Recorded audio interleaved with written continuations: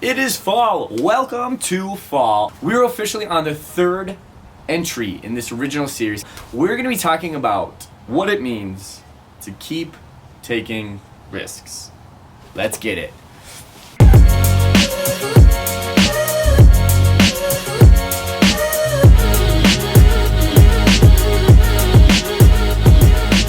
What is going on, YouTube? My name is Tyler Rossmann, and you are watching Tross Films. These simple three little words are the motto, the basis of how I, right now, would like to and continue to live out each and every single day.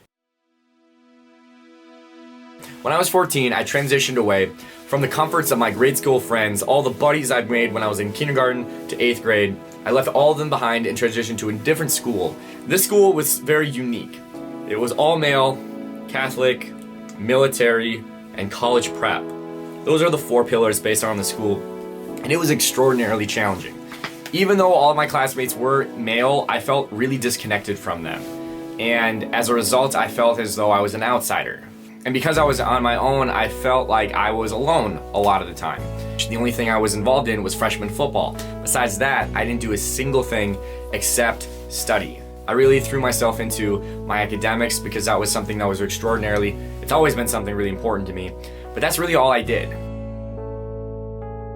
Additionally, I had really bad acne. I used to struggle severely with acne. I would break out every single day, and it wouldn't be just here and there, it'd be extreme clumps, like the size of my fist. It'd be clumps like this on my cheeks, on my chin, on my forehead, all over my face, and it made me feel even worse about myself. As a kid going through puberty at an earlier age, which I did, it made me feel really insecure about myself, and it only made me feel worse socially. It made me feel more like an outsider because I just felt so ashamed of how I looked. I even was very self-conscious about my nose. I remember freshman year, I tried all the time to always cover my face up, either because of my acne or just because I didn't like my nose. I don't know why I did at that back time. I just remembered I thought it was really big or something. But I really thought negatively of myself, and I felt distant, therefore I made myself even more distant in how I interacted with my peers. And I was controlled by my self-doubts, my insecurities, and my fears of those around me.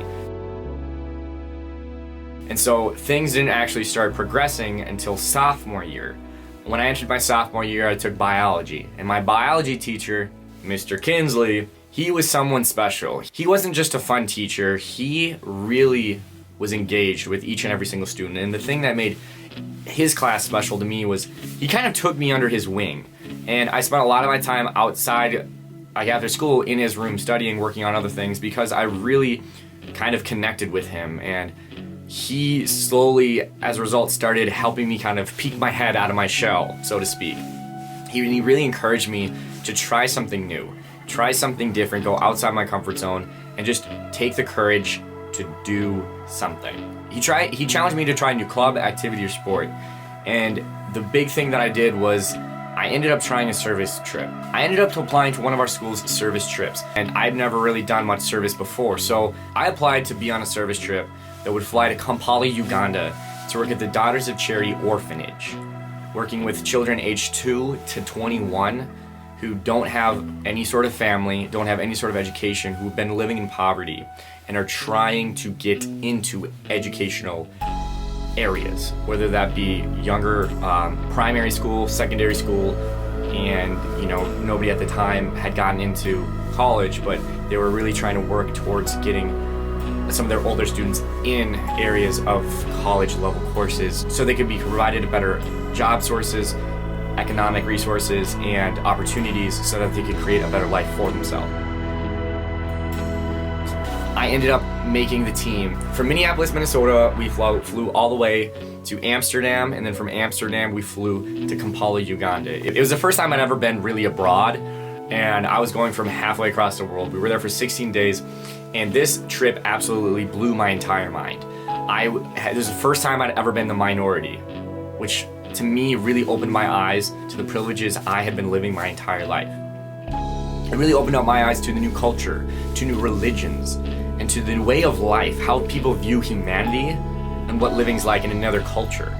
And it just, I found this fire inside me that just sparked out and ignited, and there's a light that just beamed, and I just felt extraordinarily invigorated. It was a key moment in my life that really transformed me. A little click, click, click went off in my brain, and I realized I did something I never felt remotely comfortable doing. I put myself in one of the most uncomfortable places I'd ever been at the time. I was at the time I was only 15, and it was the first real experience of extreme levels of poverty. And we saw people living in slums. We saw people living in cardboard shacks, literally cardboard. And the thing that got me was that all the children we were working with had the greatest, giant, most insane smiles on their faces each and every single day. That really opened my eyes to what I have and the luxuries that, living in the United States brings. And so when I came back, I was a different person. I felt as though I was a different person when I returned. That's when I started noticing my character and demeanor start changing as well. This trip really sparked a new sense of trying something new, of really appreciating life in different ways. And so when I returned, I also started joining other clubs and activities. I joined our school's wrestling team and track and field team. I joined the Spanish club. I was a peer mentor. I joined other service opportunities like local organizations doing service work with food shelves, homeless shelters. And this really sparked a new desire to work with other people. And over the years, I continued to grow in that regard where I loved connecting with those around me. I loved learning from people.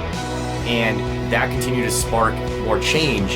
And all the while, my teacher, my biology teacher, kept encouraging me to keep trying new things. So when it came time to finding out colleges, where you're gonna go, I wanted to get out of Minnesota. My whole life had been bubbled in this little area, and I wanted to experience somewhere completely different. So during my application process, I applied to 14 colleges, and none of them were in the state in which I grew up. And I wanted to do that because I wanted to experience life in another area.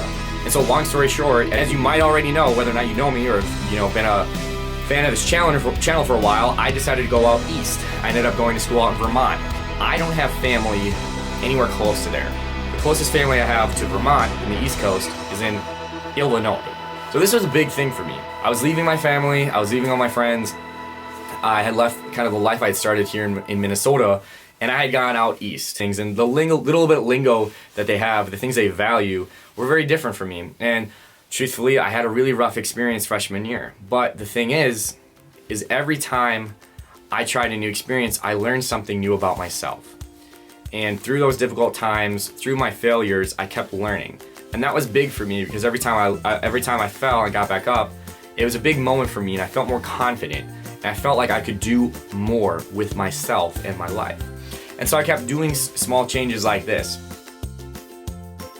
I ended up signing up for a half marathon with 0 prior racing experience. I decided to switch majors my sophomore year of college and then study abroad in Fiji, New Zealand my junior year. I wanted to face my greatest fear, which is heights, and go bungee jumping and skydiving, and so I ended up doing that as well. I started and unfortunately ended my first significant relationship with another person.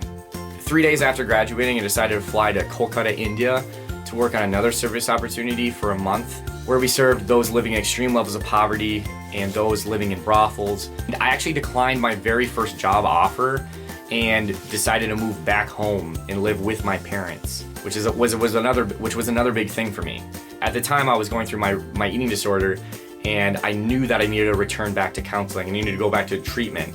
And so that was another big risk that I had to take, was to really try to figure myself out, become more self-aware, and try to beat my eating disorder. And the last significant risk I've taken is opening up myself to the idea of love and starting a new relationship with someone.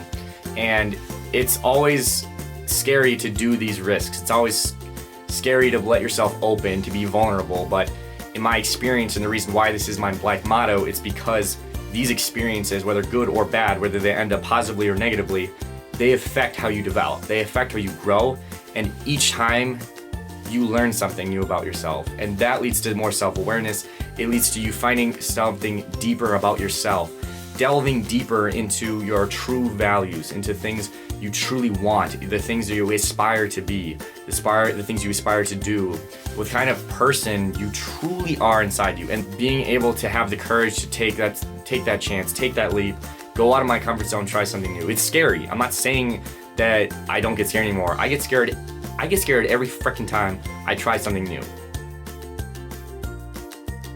I'm serious.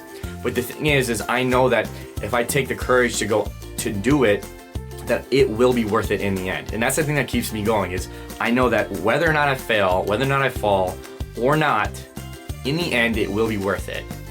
And that's what keeps me to take these risks.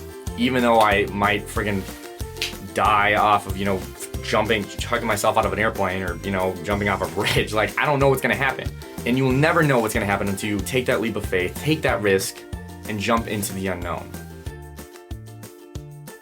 These 3 words specifically is because, going back to my high school teacher, on the night of my high school graduation, I received a letter from my biology teacher.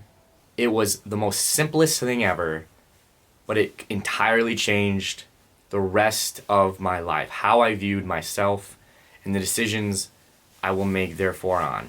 I opened up the letter, and it was just 5 words. Tyler, keep taking risks. TK. Immediately, I felt goosebumps.